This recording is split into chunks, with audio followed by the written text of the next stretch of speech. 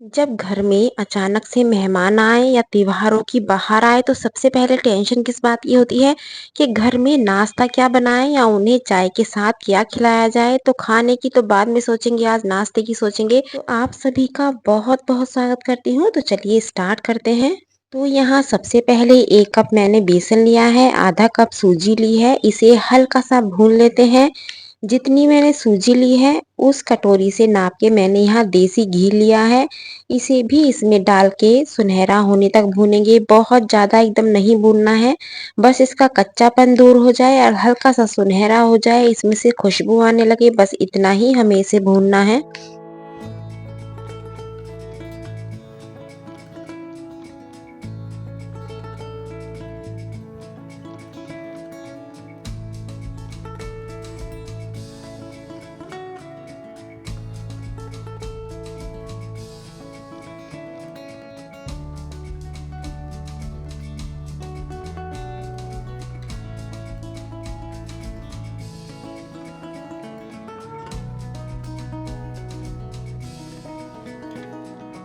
जब ये भुन जाए तो इसमें यदि आप चाहो तो थोड़ा सा फूड कलर ले लीजिएगा। मैंने यहाँ येलो कलर लिया है। यदि आपको पसंद नहीं है तो स्किप भी कर सकते हैं। और जिस कटोरी से नाप के हमने घी लिया था उसका आधी कटोरी हमें लेना है दूध, और दूध डाल के इसे फिर से भूनना है। जैसे जैसे ये भुनेगा वैसे वैसे ये बिल्कुल दानेदार हो जाएगा, आप देख सकते हैं। इस टाइम गैस की फ्लेम को लो रखिएगा, क्योंकि हाई रखेंगे तो एकदम दूध डालने से चिपक भी जाएगा और जलने का भी डर रहेगा। तो इसलिए आराम से भूनेगा, कोई जल्दबाजी आप मत करिएगा।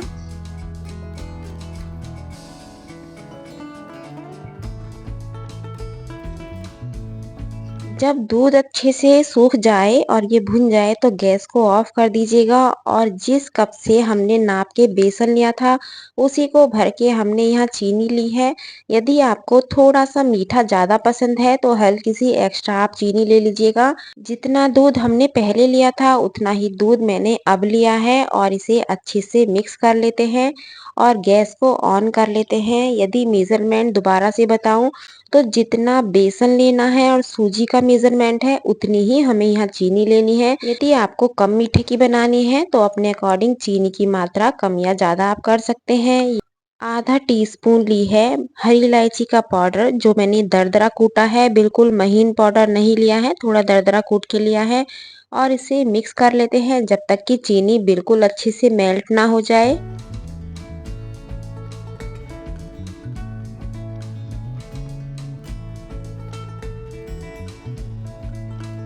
जैसे जैसे चीनी बेसन में घुलेगी वैसे ये पतला हो जाएगा, और इस स्टेज पे हमें लेना है 1 से 1.5 चम्मच देसी घी, और इसे अच्छे से मिक्स कर लेते हैं। बस आपको ये ध्यान रखना है कि चीनी हमारी अच्छे से इसमें गल जानी चाहिए, चीनी का दाना न रहे, बस इतना ही इसे पकाना है, क्योंकि बेसन हमारा पका हुआ है। यदि आप चाहो तो इसमें पिसी हुई चीनी भी आप ऐड कर सकते हैं। तो बस उसे मिला के एकदम आप जमा दीजिएगा। मैंने यहाँ साबुत चीनी का यूज किया है तो इसलिए मैंने 1 से 1.5 मिनट इसे अच्छे से पकाया है, ताकि चीनी का दाना अच्छे से इसमें घुल जाए। तो ये बढ़िया से पक चुका है और इसे ठंडा होने के लिए अभी साइड में रखते हैं। और यहाँ किसी भी प्लेट में, ट्रे में, थाली में, जो भी आपके पास सुविधा हो उसमें हल्का सा लगाएंगे देसी घी, और इस बेसन को यहाँ ट्रांसफर कर लेते हैं और हाथों की हेल्प से सेट कर देते हैं। जितनी मोटी पतली आपको चाहिए उस साइज के अकॉर्डिंग इसको प्रेस कीजिएगा। पलटे पे हल्का सा देसी घी लगा के इसे इस तरीके से सेट कीजिएगा, क्योंकि गर्म है तो हाथ नहीं लगा पाओगे, या स्पून की हेल्प से जैसे भी आपको आसानी हो वैसे इसको सेट कर लीजिएगा। मैं बहुत ज़्यादा इसे मोटी नहीं बनाऊंगी, थोड़ी सी पतली बनाऊंगी। इसके ऊपर अपने मनपसंद आप ड्राई फ्रूट्स लगा सकते हैं, काजू बादाम पिस्ता जो भी आपके पास हो वो लगा लीजिएगा। तो फिलहाल मैं यहाँ पिस्ता ही लगा रही हूँ, और इसे ठंडा होने के लिए साइड में रखेंगे। कम से कम 1 घंटा इसे सेट होने के लिए छोड़ देते हैं। अभी कटिंग वगैरह कुछ भी नहीं करेंगे।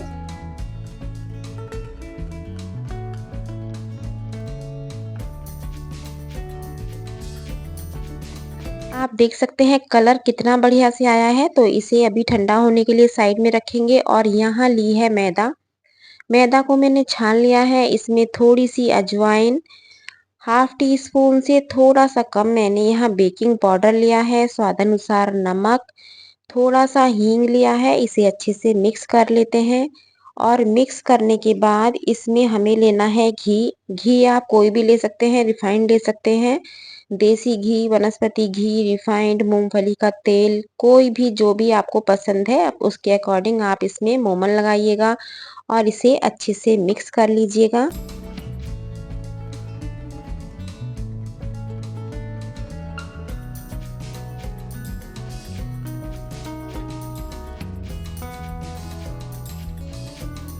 जब घी और मैदा अच्छे से मिक्स हो जाए तो मैंने यहाँ नॉर्मल पानी लिया है, क्योंकि सीजन गर्मियों का है।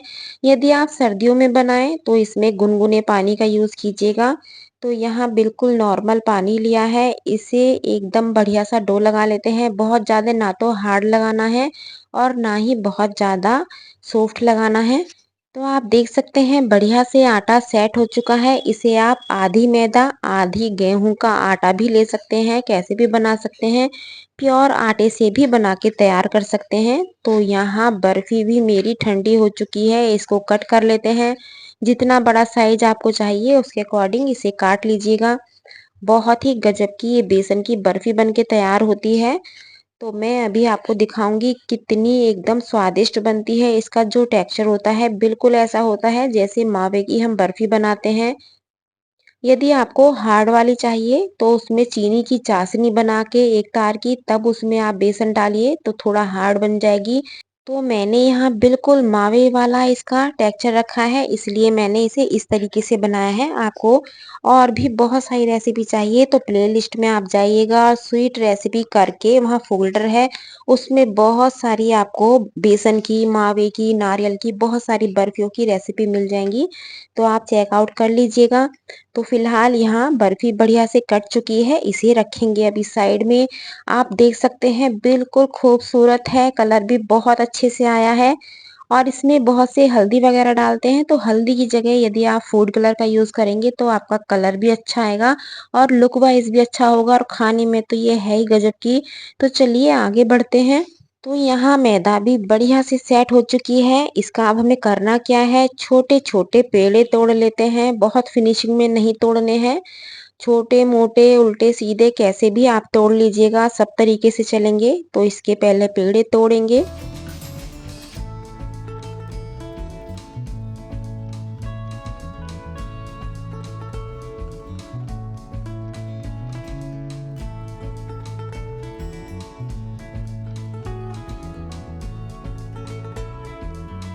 पेड़े तोड़ने के बाद इसकी लोइयां बना ली हैं, और लोइयां बनाने के बाद एक बड़ा सा पेड़ा मैंने बचा लिया है। इसका क्या करना है वो भी मैं आपको आगे बताऊंगी। और पेड़ों को लेने के बाद एक सपाट इस तरीके से कटोरी लीजिएगा और इसे दबा लीजिएगा। दबाने से टाइम भी कम लगेगा और बिल्कुल बढ़िया से एकसार हो जाएंगी। यदि आपको इस तरीके से ना हो, दिक्कत हो, तो बेलन की हेल्प से भी इसे बड़ा कर लीजिएगा। बहुत ज़्यादा मोटी नहीं बेलनी है, पतली बेलनी है, क्योंकि हमने इसमें जो बेकिंग पाउडर का यूज़ किया है उस वजह से ये एकदम फूल जाती हैं। तो इसलिए इस बात का आप ध्यान रखिएगा, बहुत मोटी इसे नहीं बेलना है, पतली पतली बेलिएगा। और अभी मैं आपको घी में डाल के दिखाऊंगी कितनी एकदम फूल के एकदम खस्ता बनती हैं। तो इन्हें सबको बेल लिया है, इसे रखेंगे साइड में। और सबसे पहले करेंगे क्या, सबसे पहले घी गर्म होने के लिए रख देते हैं। जितनी देर में हमारा घी गर्म होगा तो आगे का प्रोसीजर कर लेते हैं। इसे आप अपना मनपसंद घी में, रिफाइंड में, किसी में भी फ्राई कर सकते हैं।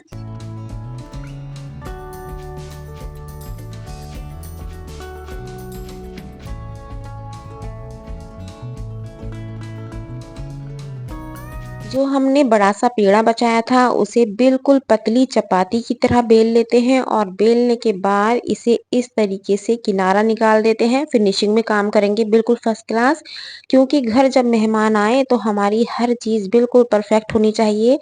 क्योंकि पहले लुक वाइज सुंदर होना चाहिए, देखने में हमारी खाने का जो भी रेसिपी है देखने में सुंदर होगी तो खाने वाले का अपने आप ही मन करेगा खाने का। तो इस तरीके से कट लगा लेते हैं। दोनों ही चीज़ें सेम मैदा की बनाई जाएँगी, इसलिए मैं दोनों ही चीज़ आपको बना के दिखा रही हूँ। ऐसा नहीं है कि पेंसिल पारे की अलग मैदा होगी या नमक पारे की अलग मैदा होगी या मट्ठी की अलग मैदा होगी। सभी चीज़ एक ही मैदा से बनाई जा सकती हैं, केवल शेप चेंज कर रही हूँ मैं। मैदा एक ही है और दोनों ही शेप अलग हैं और ये बन गए मेरे पेंसिल पारे। इसे हम पेंसिल पारों के नाम से ही जानते हैं। आप क्या कहते हैं ये कमेंट्स बॉक्स में बताइएगा। तो यहाँ घी बढ़िया से गरम हो चुका है, इसमें डाल लेते हैं ये मट्ठी। बिल्कुल लो फ्लेम रहनी चाहिए, हाई फ्लेम पे इसे नहीं डालना है। और सारी मट्ठी बहुत सारी एक बार में आ जाती हैं, ऐसा नहीं है। गिनती की 4-4 या 5-5 आप फ्राई करेंगे, कम से कम 10 से 12 एक बार में कढ़ाई में आ जाती हैं। बड़ी कढ़ाई हो तो 15 से 20 भी आ सकती हैं। तो आप देख सकते हैं किस तरीके से ये फूल चुकी हैं। इन्हें 2 से 3 मिनट हो गया है। 2 या 3 मिनट के बाद इनका साइज काफ़ी मोटा हो जाता है, एकदम कढ़ाई भर जाती है। तो इसे हमें एकदम नहीं पलटना है, इन्हें आराम से सिकने देना है।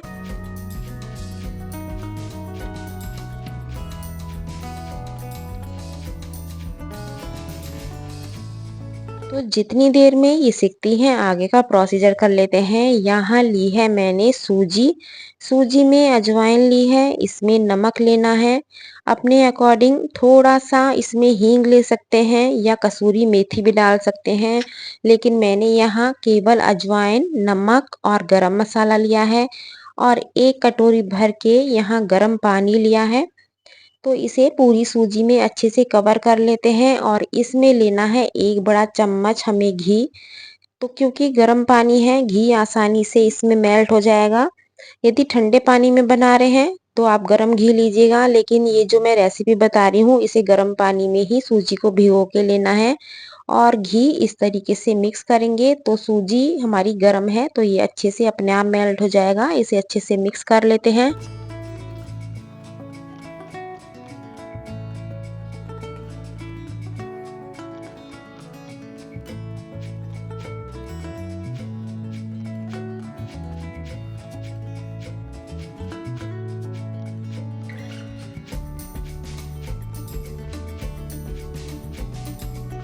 जब ये अच्छे से मिक्स हो जाए तो 10 मिनट के लिए इसे साइड में रख देते हैं ताकि सूजी अच्छे से फूल जाए। तो यहाँ मट्ठी को पलट लेते हैं।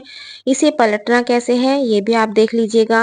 चिमटे की हेल्प से एक-एक मट्ठी लीजिएगा और इसे पलट लीजिएगा, क्योंकि एकदम आप पौनी से पलटेंगे तो टूटने का डर रहेगा, क्योंकि ये बहुत ही खस्ता होती हैं और बहुत ही स्वादिष्ट होती हैं, बहुत नाजुक होती हैं, इसलिए बहुत सावधानी के साथ इन्हें पलटना पड़ता है।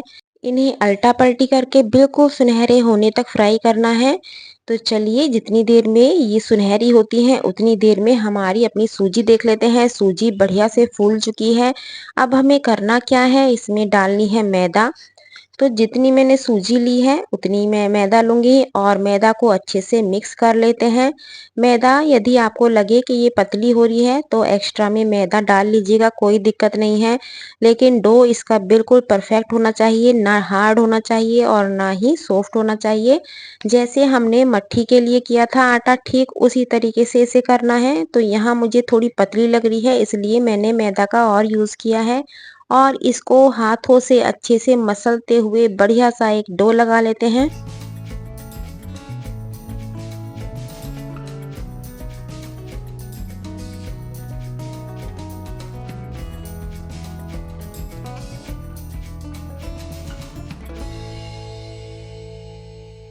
तो आप देख सकते हैं बहुत ज़्यादा ना तो टाइट है और ना ही सॉफ्ट है, तो इसे भी 10 मिनट के लिए दोबारा से रखेंगे ताकि आटा हमारा बढ़िया से सेट हो जाए। आप मट्ठी का कलर देखिएगा कितना बढ़िया से एकदम निकल के आया है। तो इन्हें घी से कैसे निकालना है, जो आपको लगे कि थोड़ा तेज सिक गई है, पूरी सिक चुकी है, उसका नंबर आप पहले लीजिएगा। जो लगे आपको थोड़ी कच्ची है तो उसका नंबर आप बाद में लीजिएगा।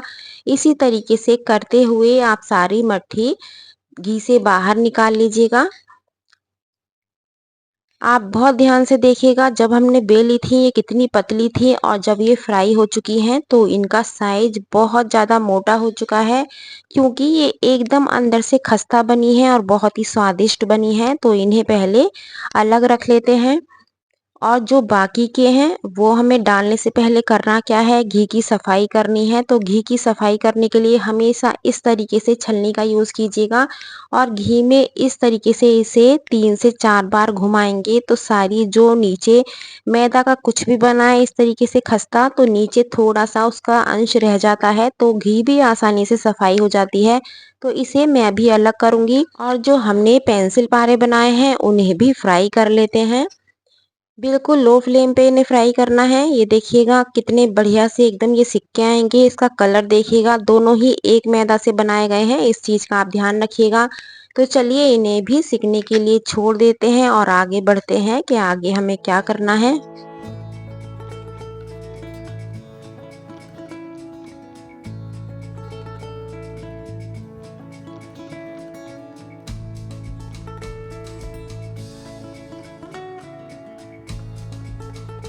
तो यहाँ आटा बढ़िया से एकदम सॉफ्ट हो चुका है, इसके पेड़े तोड़ लेते हैं। पेड़े काटने के बाद इसकी पतली पतली हमें चपाती बेलनी है, तो पहले चपाती बेल लेते हैं।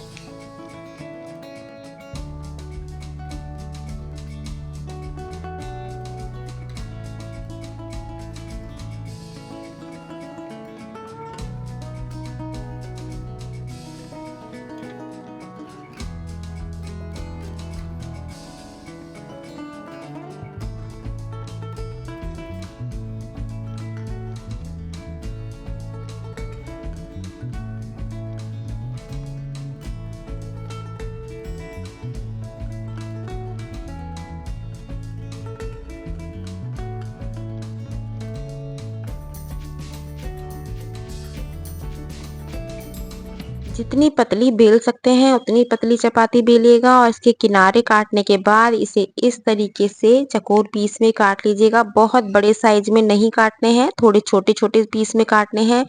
ये मैंने 1 इंच के करीब काटे हैं, तो आप देख सकते हैं कितने पतले एकदम एकसार एकदम फर्स्ट क्लास कट के तैयार हुए हैं। तो सारी मैदा के मैं इस तरीके से पहले बना लेती हूँ।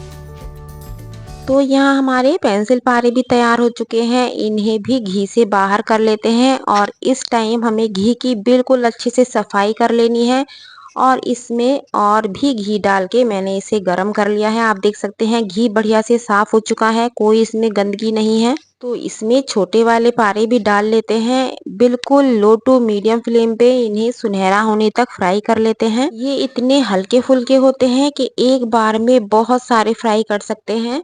तो यहाँ मैं काफी सारे डाल रही हूँ, एक भी चिपकेगा नहीं, एकदम खिला खिला एकदम फर्स्ट क्लास बनेगा। कलर आप देख सकते हैं बिल्कुल सेम वही कलर आया है, बहुत ज्यादा इन्हें नहीं सेकना है। तो इन्हें भी घी से बाहर कर लेते हैं। तो अभी तक आपको रेसिपी कैसी लगी है जल्दी जल्दी से कमेंट्स कीजिएगा और इतने सारे नाश्ते की रेसिपी आप कहाँ से देख रहे हैं ये भी बताइएगा। तो यहाँ मेरे नमक पारे बिल्कुल सुंदर छोटे छोटे एकदम खस्ता बन चुके हैं, ये थोड़े करारे हैं। और जो हमने मट्ठी बनाई है ये घर में यदि बुजुर्ग हैं तो उनके लिए जरूर ट्राई कर सकते हैं, बहुत ही गजब की बनती हैं। अभी बहुत ज़्यादा गर्म है तो मैं आगे इसको तोड़ के भी दिखाऊंगी। तो आगे बढ़िएगा और देखिएगा कौन कौन सा नाश्ता हमारा बनके तैयार हो चुका है। ये पेंसिल पारे बन चुके हैं, मीठा भी तैयार है। आगे और भी बहुत सारी रेसिपी मैं आपको दूं, लेकिन प्रॉब्लम होती है कि वीडियो बहुत ज़्यादा लंबा हो जाता है, तो फिलहाल आज इतनी ही काफ़ी है। तो यहाँ प्लेटिंग कर लेते हैं। तो यहाँ मेरी मट्ठी भी आ चुकी हैं, पेंसिल पारे आ चुके हैं, बर्फी भी आ चुकी है और ये नमक पारे भी आ चुके हैं। तो जल्दी जल्दी से कमेंट्स कीजिएगा आपको इन सभी में कौन सी रेसिपी ज़्यादा अच्छी लगी है।